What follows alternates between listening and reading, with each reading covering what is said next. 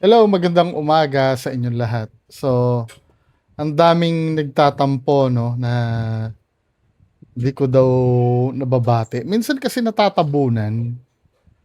Katulad nung yung hindi ko alam kung ginu-good time ako nagpa-shoutout sa akin kahapon. Boss niya daw ang apelyido para iyot daw. Ano ba 'yon? Manny para iyot daw. Anyway, no. Kung halimbawa halimbawa meron man kayong pampagutan, sige bibigay ko na sa inyo. Eh, di ko alam eh, malay mo tunay na pangalan, di ba? Tapos nag-PM sa akin si Ma'am El Dairit, ang paraiyot daw sa lengguwahe sa kanila. Eh, alam mo na, di ba? Anyway, shout out ito ha, Sir Rob X10, ito na. Sorry, natatabunan kasi, totoo naman. Ah, Sabi niya, pa-shoutout naman my one and only forever love my wife Mitch and our kids si Pau, Angel, Ina, Lian, Aren, Ella at Andre. Dami sara. Kaya kung saan man kayo, God bless po. Maraming salamat. Sino pa ba? Ha? Sino pa ba yung papa-shoutout sa atin? Mm. Ito, sabi ni RJ Garcera, pa-shoutout sa bisis ko, 3 months buntis, si Ma'am Jen. Hello, Ma'am Jen. Sabi ni asawa mo na si Sir RJ Garcera, shoutout daw sa'yo. Ito, tapos si Sir JJ Suico. Alam ko na shoutout na kita, Sir sa ibang videos ko siguro. Oo, natatandaan ko to. Birthday mo sa July, ay, birthday ng misis mo, July 11, di ba? Ay, birthday mo, sorry. Birthday ni Sir JJ Suico, July 11. Tapos pabati na rin asawa ko na si Ma'am Rose Nice. Ah, Rose Nice Rabin Suico. Sabihin mo, I love you galing sa akin. Sabi daw, galing daw kay Sir JJ. Alam ko na shout out ko na to. Kasi sometimes, no, pag may mga pahabol na shout out, nilalagay ko sa ibang videos, hindi lang sa pang-umaga. Baka hindi mo lang siguro napanood. Ay, salamat po, Sir JJ Suico. Tapos, sino pa ba? Sabi ni Sir Cholo Rocales, pa-shoutout naman, ah, kaka... Anong kakasak lang namin mag-asawa last May? What do you mean, sir? Shoutout sa inyong mag-asawa, Sir Cholo Rocales. Di ko na-guess. Ano yung kakasak? KKSAK? Ano yun? Kakakasal! K siguro na pindot mo. Oy, congratulations. Dapat nilagay mo rin yung pangalan ni ma'am para mabati ko. Naku, marami na namang magagalit sa akin. Sorry ha, ano lang talaga. Inaano ko na lang talaga. Siyempre, nagbabayad ako maraming utang. Katulad dito, no? Si Sir Wilfred Lamera. Naku, anniversary nila, natabunan na to na natabunan. June 24 pa pala. Belated happy anniversary, June 25. Alam ko, nabati ko kayo eh. Kayo ni Mrs. Ma'am Mary Grace Lamera. Mukhang na-miss nyo lang yung video ko. Pero belated happy anniversary. Pasensya na po if ever na nakalimutan ko man. No? Tapos si Ma'am May Deveza, birthday daw niya sa July 19. Palagi kita pinapanood from Thailand. Oy, salamat po, ma'am. Aha. Ayun kay Sir Ace, no? Sir Ace Morales. Hinabol ko kahapon, Sir Ace, ha? Happy anniversary sa inyong dalawa ni Ma'am Sachi. Anyway, proceed tayo dito, no? Sa pag-uusapan natin. Yung kahapon na nagwala daw si Tito Norms, 1 a.m. sa Okada, ano pala, kaya kaya pala siya nagwala nun, talo pala. Nag-reply na sa akin si Pujinius. Actually, pinin ko na eh. Parang ang laki na ng problema niya sa ano, 'di ba? Medyo masarap pa ang buhay niya doon. Pero kakayanin 'yan. Kakayanin 'yan, Tito Norms. Sinagot na ako ni Fujinius kahapon. Eh.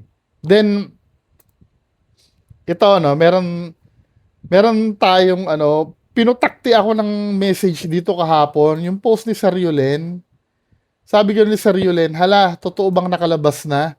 Yan kasi di nyo sinasampahan ng kaso kaya nakakatamad kayo tulungan. I don't know if sino to. Honestly, wala akong alam. Sabi nung iba, nagtatanong sa akin, si Susan Yance daw ba? Hindi ko alam. PPM ko nga si Sir Yulen regarding dito. Kasi pag piniem ko Sir Yulen, medyo matagal din mag-reply. Baka busy din eh. Or sometimes pag nag-PM ako kay Sir Yulen, ano, inaabot din ng ano bago niya masin. Kasi alam ko sa laptop lang yung messenger nito eh. So pag may access. May access siya sa ano sa laptop niya. Sa kanya ako masasagot, 'di ba? Pero kung akong tatanungin, no, feeling ko hindi. Ano nga natin si Puginius? Tingnan nga natin. Tapos, i-ano na lang natin. Wait lang ha. Si Susan Yance ba nakalaya? Alam ko yung ano eh, yung kay Susan Yance, medyo ano na yun eh. Medyo hindi niya magagawa ng para. Sa pagkakaalam ko ha. Pero kung sa di malamang dahilan, eh, siya yung nakalaya, tingnan natin. 'Di ba? Anyway, kung talagang nakalabas man yan, I think ipopost ni Puginius to eh. Pero kung ako, sarili kong ano, feeling ko hindi si Ma'am Susan Yance to. Pero siya lang naman yung nakulong eh, no? Nasasabihin na nakalabas. Kasi hindi nire-replyan ni Sariolen yung mga ano eh. Yung mga ah hindi naman sinasagot ni Sariolen yung mga comments eh. Anyway, no, meron tayong rereakan galing sa Dagang Dingding Syndicate. Na ito, ano no, ganito, pag nagfo-forward kayo galing sa mga Dagang Dingding Syndicate, siguro, sige, ako na lang magre-react, tapos dito na lang, hindi na ako pupunta doon sa kanila eh. Hindi na ako nagko-comment eh. Kasi useless min eh. Para lang tayong wild goose chase. Ito, may nag-reply sa akin. Sino ba yan? Wait lang ha.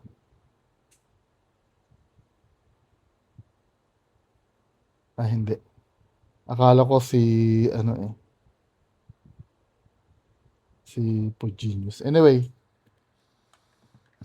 ako sometimes no, dumating na yung ano, yung tamad na ako eh sa group sa Alex Pabella. Yung sasabihin, tapos ano ba yon, ni-recruit niya pa si Marinduque online TV. Tapos nag-ano, parang tamad na rin akong mag content. Kasi paulit-ulit na lang men eh. Wala na rin patutunguhan. Ito last na to ha. Kasi ang daming nagpo-forward sa akin nito. Gasoline boy niya yata to eh. Ganito ba yung idea nila ng ng content? Tingnan natin. Morning. Ako talaga inis na. At ako ay talagang galit na galit na dito sa mga ito, sa mga bashers na to. Yan, sila Oh, bunguti. wait lang. May pahabol na pabati sa akin ha. Isama ko na to. Sorry. Sabi ni Sir Mark Desierdo, happy birthday daw sa nanay niya na sa July 4 na yumao na. Oh, nakakalungkot naman. Since 2013, sobrang nakakamiss magkaroon ng nanay na nandyan palagi sa'yo. Oh, sorry sir, akala ko naman ano. Pero happy birthday sa nanay mo sa heaven, Sir Mark Desierdo. Tapos ito, may ano, shout out next video, no? Sorry ha, sinisingit ko na lang to para wala na akong utang. Idol Bungo pa shout out sa next video mo sa YT. 14th year wedding anniversary namin ng wife ko sa July 4. Lagi ako nanonood sa vids mo. Dapat yung name ng wife mo, sir. Name ng wife mo. Para ma-mention. Huwag niyong kalilimutan yun ha. Pag nagpapa-shoutout kayo sa akin, kailangan. Yung mga nagko-comment ng pa-shoutout, I'm so sorry po, hindi ako kumuha ng shoutout sa ano eh. Sa comment section eh. Sa PM po ako nagko-comment kasi sobrang dami na sa comment section, hindi ko na po mababasa. Anyway, pagpatuloy na nga natin to. Sorry ha sa mga naaabala ha. Sorry po. Anyway, ano na tayo? Pakinggan na natin to si Gasoline Boy. Gasoline Boy vlog yata to. Anyway. Morning. Ako talaga inis na. At ako ay talagang galit na dito sa mga ito, sa mga bashers na to. Yan, sila Bungo TV, Dibang, Don Sebastian, Pudbubo. Mga takot Kahit si Puginius hindi na nagsasalita, damay pa rin, ano?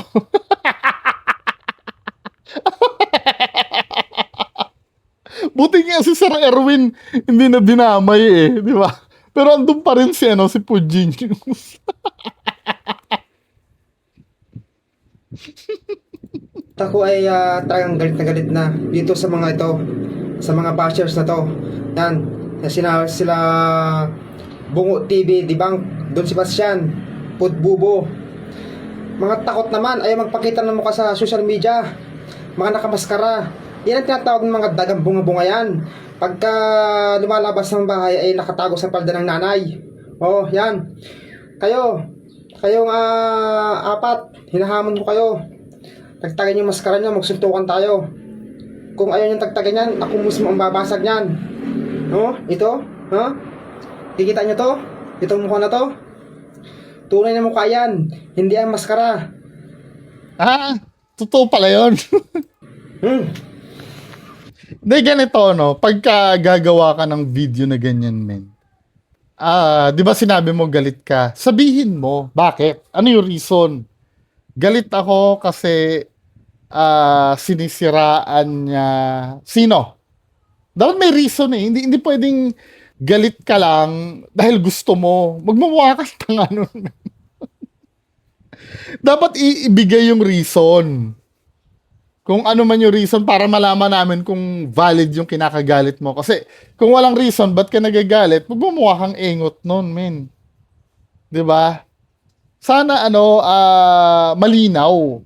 At pangalawa, yung halimbawa may sasabihin, dapat may bearing, hindi yung halatang inutusan ka lang. Kasi walang impact yun eh. Ito pag ganyan, halimbawa, mag-research ka man lang sana. Halimbawa,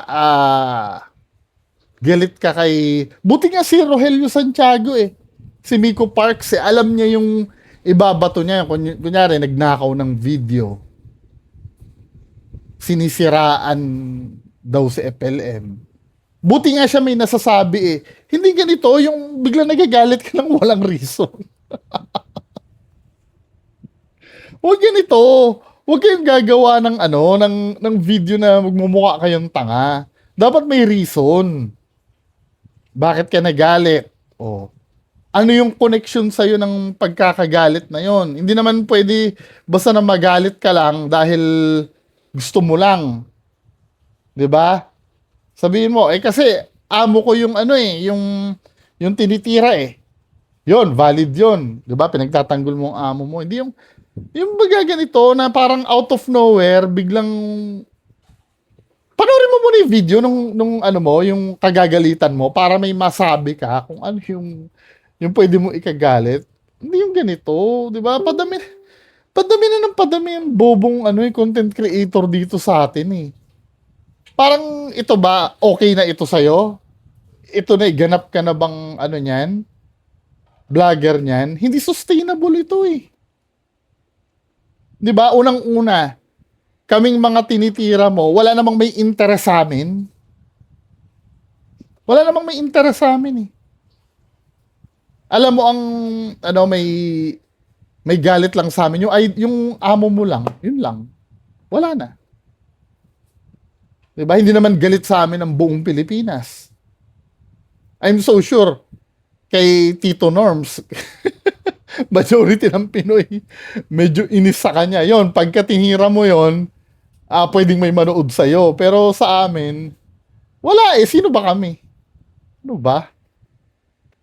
Tsaka, ano, no, bago sumunod sa ganyan, tandaan mo, pwede kang malibel nito eh. Yung nagsasalita ka na lang na basta-basta, hindi mo alam, mga ano nga naman, ano, sa bagay, sa akin, wala naman libelous. Tingin ko, hindi naman libelous yung pinagsasabi niya sa akin. Pero yung bigla ka na lang magagalit na ganyan, yan yung, ang risk niyan, yung makakapagsalita ka ng mga bagay na hindi na dapat eh. 'Di ba? Dapat pinag-iisipan mo rin. At kayo, huwag kayong daldal ng daldal kung ano lang ang mapulot nyo. Katulad si Sir Alex Padilla. 'Di ba? Panay siya sabi ng Bito Lasatin. Name ko daw Bito Lasatin. Eh, ang nag-tip sa'yo, no, nang titrip din lang.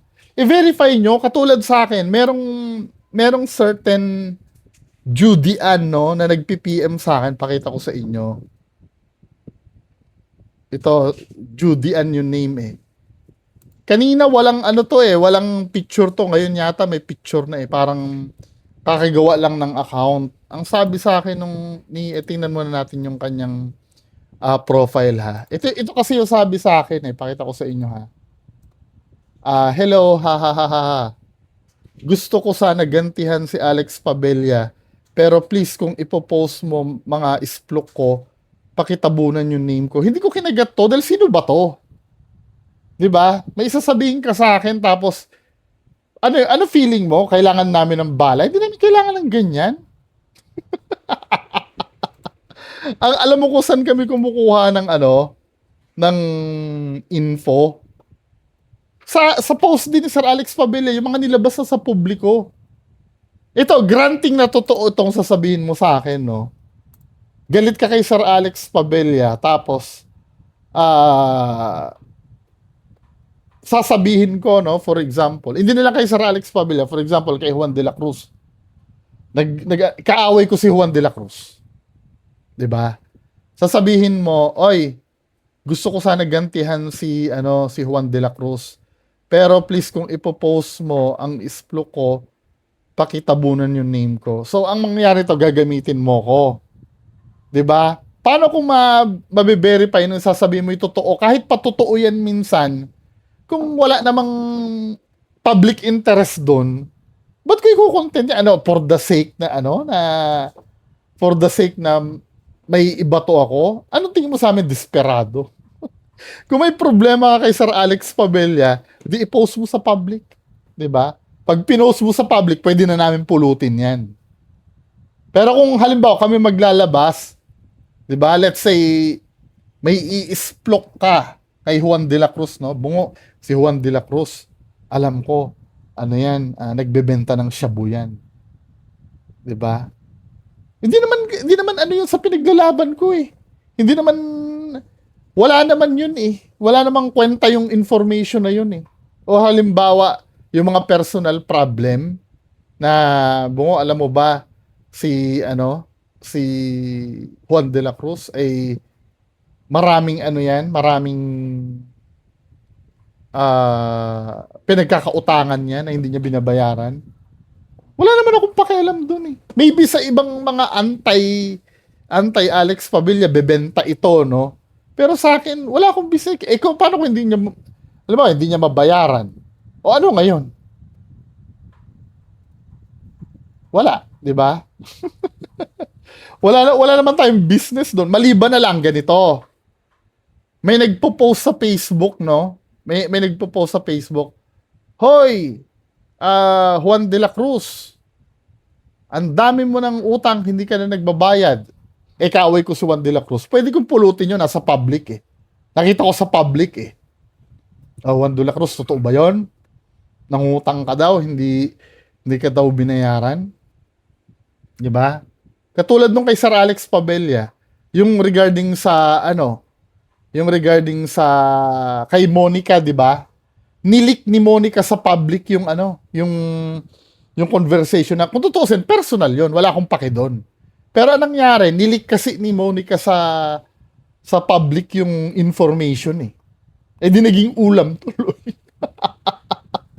Di ba? Pero pag ganito, yung mayayari tayo dito, yung mga ganito. Hindi hindi siya kaya totoo man yan hindi ko kakagatin yan. Ilabas niyo sa publiko, sige. Pero kung halimbawa yung ako maglalabas nito, hindi ako ganun kadesperado.